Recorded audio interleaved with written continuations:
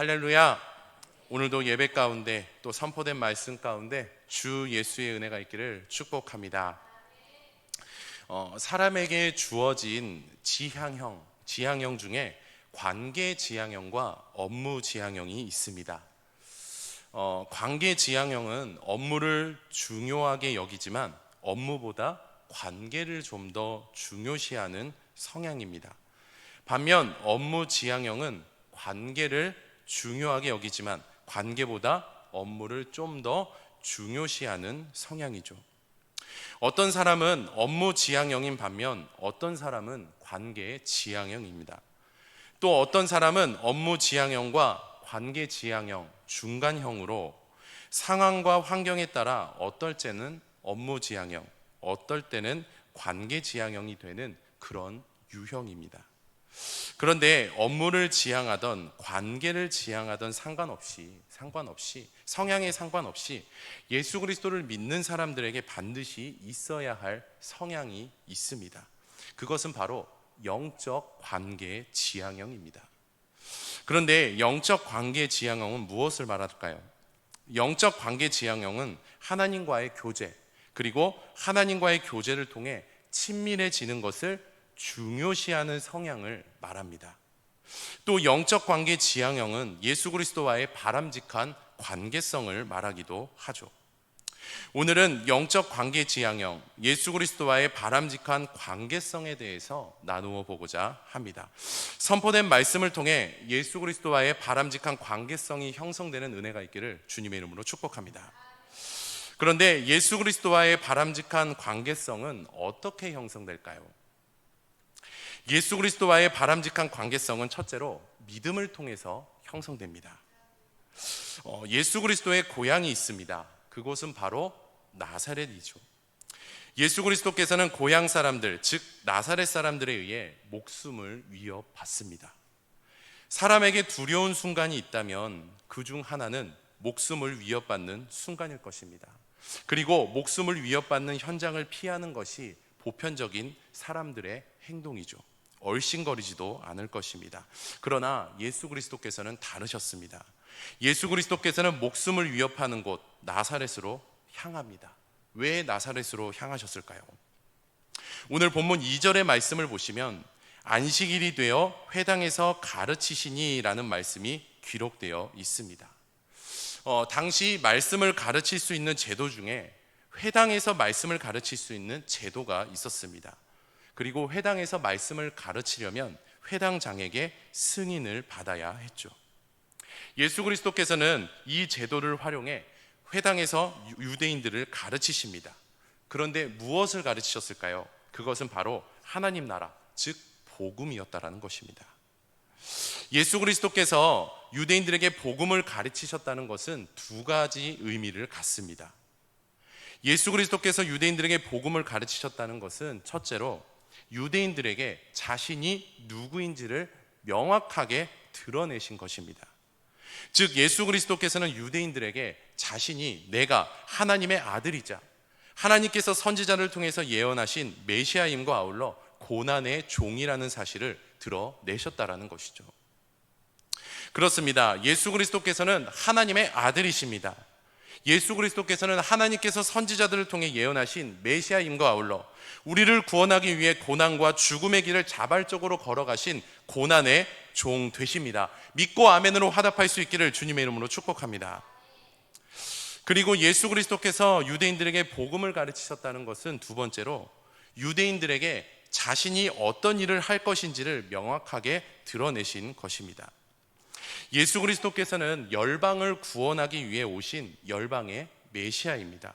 어느 특정한 사람만이 아니라 열방을 구원하기 오신 메시아라는 것이죠.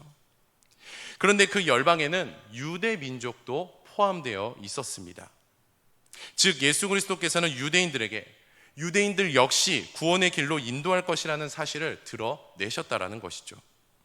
그렇습니다. 예수 그리스도께서는 유대인들에게 복음을 가르치신 이유는 단순합니다. 유대인들을 구원의 길로 인도하기 위함이었다는 것이죠. 그런데 이들이 보기에 예수 그리스도가 복음을 전하는데 하나님의 말씀에 능통한 겁니다. 하나님의 말씀에 능통하다고 여겼다라는 것이죠. 그러자 이들이 어떻게 반응을 보였을까요? 우리 2절과 3절 상반절의 말씀 우리 다 같이 한번 읽어보도록 하겠습니다. 시작. 안식일이 되어 회당에서 가르치시니 많은 사람이 듣고 놀라 이르되 이 사람이 어디서 이런 것을 얻었느냐? 이 사람이 받은 지혜와 그 손으로 이루어지는 이런 권능이 어찌 됨이냐? 이 사람이 마리아의 아들 목수가 아니냐? 아멘. 듣고 놀라 이르되 얻었느냐? 어찌 됨이냐? 목수가 아니냐? 유대인들은 하나님 말씀에 능통한 예수 그리스도를 보면서 놀라워했습니다. 그런데 왜 놀라워했을까요? 유대인들은 하나님 말씀에 능통하려면 먼저 하나님의 지혜가 필요하다고 여겼습니다. 또 유대인들은 목수, 그 당시 목수를 굉장히 무식한 사람, 하나님의 지혜가 없는 사람으로 여겼죠. 목수가 하나님의 지혜를 소유하는 일을 결코 있을 수 없는 일이라고 생각했습니다. 게다가 유대인들은 자신들이 고대하고 있던 메시아가 결코 목수로 오실 수 없다라고 여겼다라는 것이죠. 그런데 그런 존재인 목수가, 예수가 이적과 기사를 행한다, 하나님 말씀에 능통하다, 유대인 입장에선 결코 이해될 수가 없었던 일이었죠. 그러나 예수 그리스도께서는 유대인들의 입장을 뛰어넘어 이적과 기사를 행하셨습니다. 복음을 가르치심으로 하나님 말씀에 능통하심이 드러나게 되죠. 이 부분은 예수 그리스도께서 단순히 목수가 아니라 하나님의 아들 메시아 되심을 알려주는 분명한 증거가 됩니다. 하나님께서는 마가복음을 통해 여러 복음서를 통해 마가복음을 포함해 여러 복음서를 통해 드러내시는 동일한 증거가 있습니다. 그것은 예수 그리스도께서는 하나님의 아들 메시아 고난의 종이라는 것입니다.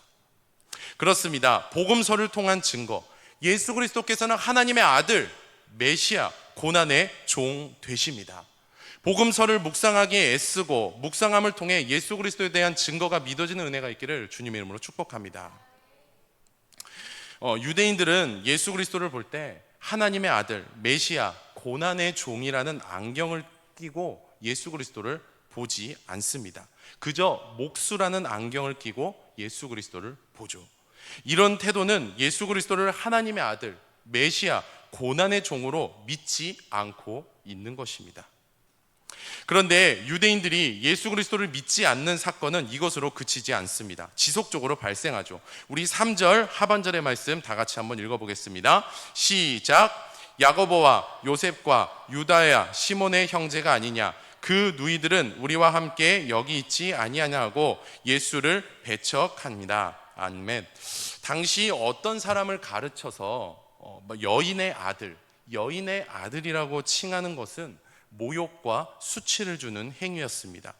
본문에는 모욕과 수치가 이렇게 기록되어 있습니다. 배척. 유대인들은 자신들이 그렇게나 고대하던 하나님의 아들 메시아를 알아보지 못하고 예수 그리스도를 배척하고 맙니다. 배척한다는 것은 곧 믿지 않는 행위라는 거예요. 즉 유대인들은 복음을 들었지만 여전히 예수 그리스도를 하나님의 아들 메시아 고난의 종으로 믿지 않고 있죠. 그런데 본문을 보시면 유대인들이 예수 그리스도를 배척한 사건으로 그치지 않습니다. 또 다른 사건이 발생하죠. 우리 5절의 말씀 다 같이 한번 읽어보겠습니다. 시작. 거기서는 아무 권능도 행하실 수 없어 다만 소수의 병자에게 안수하여 고치실 뿐이었고. 아멘. 여기서 아무 권능도 행하실 수 없어라는 말씀은 예수 그리스도께서 능력이 없어서가 아니고 유대인들이 예수 그리스도를 믿지 않았기 때문에 예수 그리스도께서 구원의 역사를 이곳에서 펼치지 않으셨다라는 말씀입니다. 또 6절 3반절의 말씀을 보시면 이런 말씀이 언급되어 있습니다. 그들이 믿지 않음을. 5절과 6절 이 두 말씀은 유대인들이 끝까지 예수 그리스도를 믿지 않았다는 것을 보여줍니다. 그렇습니다. 유대인들은 끝까지 예수 그리스도를 믿지 않았습니다. 즉 유대인들에게 예수 그리스도와의 바람직한 관계성은 형성되어 있지 않았다라는 것이죠. 사랑하는 성도 여러분, 예수 그리스도와의 바람직한 관계는 믿음을 통해 형성됩니다.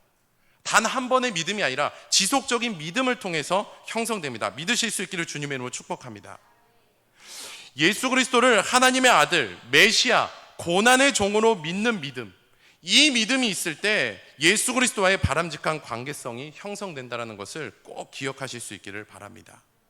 그런데요, 예수 그리스도와의 바람직한 관계성은 결코 믿음만으로 형성되는 것이 아닙니다. 믿음을 통한 순종도 있어야 한다는 것이죠. 하나님께서 복음서를 통해 가르쳐 주시는 믿음을 통한 순종이 있습니다. 믿음을 통한 순종, 그것이 뭘까요? 그것은 바로 제자도입니다. 이처럼 예수 그리스도와의 바람직한 관계성은 믿음과 아울러 제자도를 통해서 형성된다는 거예요. 내가 예수 그리스도를 믿었어, 이제는 내 마음대로 살 거야, 내 뜻대로 살 거야가 예수 그리스도와의 바람직한 관계성이 아니라는 것이죠. 믿음과 아울러 제자도를 통해서 관계성이 형성된다는 것입니다. 그렇습니다. 예수 그리스도와의 바람직한 관계성은 둘째로 제자도를 통해서 형성됩니다. 마가복음 6장 1절의 말씀 다 같이 한번 읽어보도록 하겠습니다. 시작.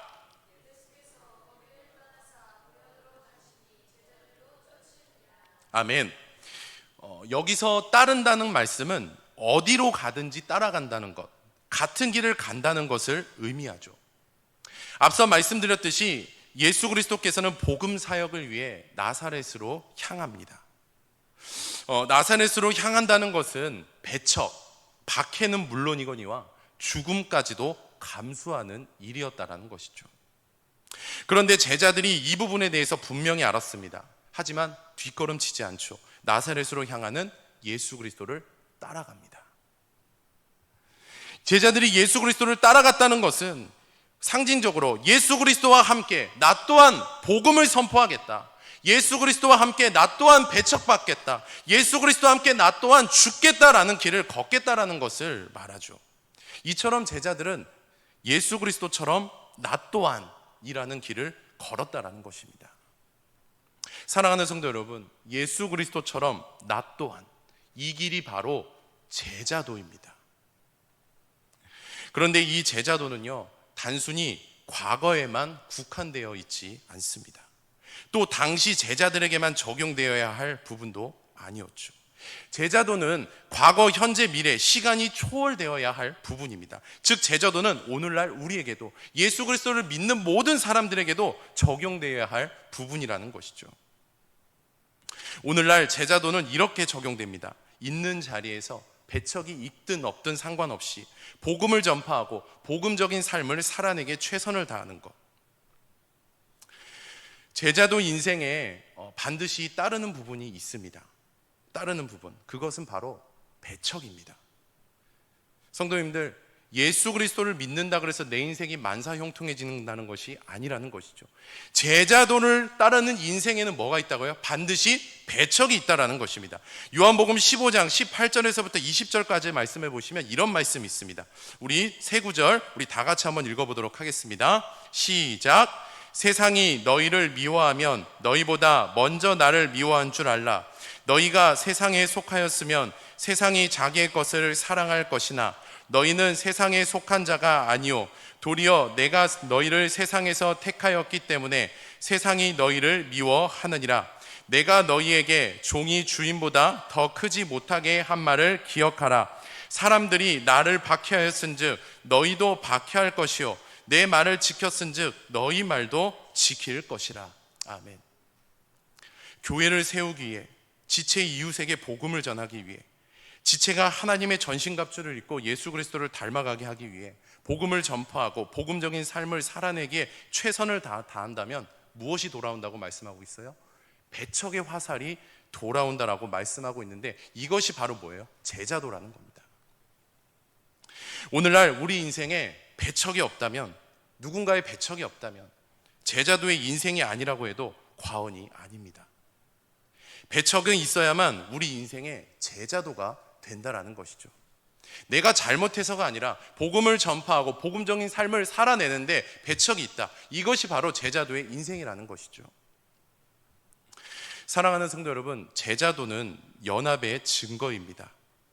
예수 그리스도와 연합되었다는 분명한 증거, 예수 그리스도와의 바람직한 관계성이 형성된 분명한 증거, 이 증거가 바로 제자도라는 거예요. 이처럼 예수 그리스도와의 바람직한 관계성은 제자도를 통해서 형성됩니다. 그렇습니다. 예수 그리스도와의 바람직한 관계성은 믿음과 제자도를 통해서 형성됩니다.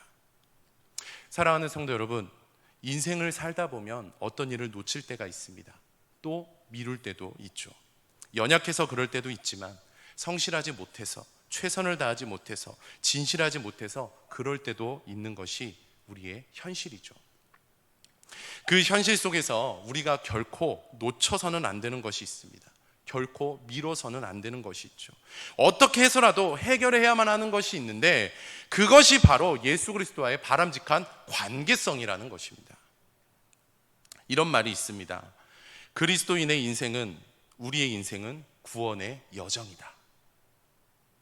이 여정 가운데 반드시 있어야 하는 것이 바로 예수 그리스도와의 바람직한 관계성, 믿음과 제자도라는 것이죠. 이것이 바로 그리스도인의 인생, 우리 인생의 중심이 됩니다. 그렇게 믿음과 제자도의 사건은요, 하루가 아니라 매 순간 우리 인생에 펼쳐져야 된다는 것이죠. 그런데 믿음과 제자도, 이 사건이 매 순간 우리 인생에 펼쳐지게 해주는 그 대상이 있습니다. 누굴까요? 먼저 로마서 6장 5절의 말씀, 우리 다 같이 한번 읽어보겠습니다. 시작. 만일 우리가 그의 죽으심과 같은 모양으로 연합한 자가 되었으면 또 그의 부활과 같은 모양으로 연합한 자도 되리라. 아멘. 이 말씀은 예수 그리스도와 우리가 연합되었다는 사실을 분명히 해주는 말씀입니다. 앞서 말씀드렸듯이 제자도는 연합의 증거인데, 믿음 또한 제자도처럼 연합의 증거입니다. 그런데 이 예수 그리스도와의 연합은 누구의 역사일까요? 로마서 5장 5절의 말씀입니다. 우리 다 같이 한번 읽어보겠습니다. 시작. 소망이 우리를 부끄럽게 하지 아니함은 우리에게 주신 성령으로 말미암아 하나님의 사랑이 우리 마음에 부은 바 됨이니. 아멘. 여기서 소망이 의미하는 바 중 하나는 연합의 증거를 가리킵니다. 믿음과 제자도죠. 그런데 소망을 펼치시는 대상이 누구라고 기록되어 있어요? 성령이라고 기록되어 있습니다. 이처럼 믿음과 제자도의 사건을 펼쳐지게 하는 대상은 바로 성령입니다. 그렇습니다. 예수 그리스도와의 바람직한 관계성은 강권적인 성령의 역사로 펼쳐집니다. 즉, 성령께서 우리의 인생을 이끌어 가실 때, 우리의 인생이 성령에 붙들리게 될 때 우리 인생의 믿음과 제자도의 사건이 펼쳐지게 되는 것이죠. 그렇기에 우리 인생이 믿음과 제자도의 인생으로 이어지려면 성령의 이끌림 가운데 있어야 됩니다. 성령에 붙들려야 하는 것이죠. 사랑하는 성도 여러분, 예수 그리스도를 믿으면 성령의 이끄심을 받게 되죠. 또 성령에 붙들리게 됩니다. 그런데 이런 은혜만으로는 결코 매 순간에 믿음과 제자도의 사건이 일어날 수 없다라는 거예요. 이미 받았지만 이미 받은 것으로 그치고 내가 가만히 있는다면 믿음과 제자도의 사건이 나에게 일어날 수가 없다라는 것이죠. 매 순간 믿음과 제자도의 사건이 일어나려면 지속적으로 성령의 이끄심을 받아야 합니다. 지속적으로 성령에 붙들려야 하죠. 지속적인 성령의 이끄심, 지속적인 성령의 붙들림은 예배와 말씀과 기도로부터 시작됩니다. 무엇으로부터 시작된다고요? 예배와 말씀과 기도. 예배와 말씀과 기도에 집중하면 성령께서 믿음과 제자도를 향한 의지와 열정을 부어 주십니다. 그리고 그렇게 살아갈 수 있는 지혜와 힘을 공급해 주시고 믿음과 제자도의 길로 인도하십니다. 그렇습니다. 예배와 말씀과 기도에 집중할 때 지속적인 성령의 이끄심이 있습니다. 지속적으로 성령에 붙들리게 됩니다. 그렇게 되면 믿음과 제자도를 통해 예수 그리스도와의 바람직한 관계성이 형성되죠. 믿고 기억하는 은혜가 있기를 주님의 이름으로 축복합니다. 말씀을 맺겠습니다. 예수 그리스도와의 바람직한 관계성은, 믿음과 제자도는 하루의 영역이 아닙니다.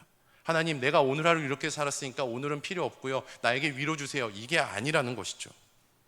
이틀의 영역도 아니라는 것이죠. 믿음과 제자도는 날마다 매 순간의 영역입니다. 하나님 품으로 가는 그날까지, 심장이 멈춰서 하나님 품으로 가는 그날까지의 영역이라는 거예요. 우리는 매 순간 예수 그리스도와의 바람직한 관계성을 형성해야 합니다. 우리의 성향은 매 순간 영적 관계 지향형이어야 하는 것이죠. 우리의 힘으로는, 지혜로는 결코 매 순간 영적 관계 지향형, 예수 그리스도와의 바람직한 관계성을 형성할 수 없습니다. 성령께서 강권적으로 이끌어 나가시고 붙들어 주실 때, 지속적으로 이끌어 나가고 붙들어 주실 때 형성될 수 있는 것이죠. 그렇게 우리는 지속적으로 예배와 말씀과 기도에 집중할 수밖에 없다라는 것이죠. 이런 사실을 분명하게 기억하고 마음이 뜨거워져야만 예배와 말씀과 기도에 집중할 수밖에 없는 그런 사람이 된다라는 것입니다.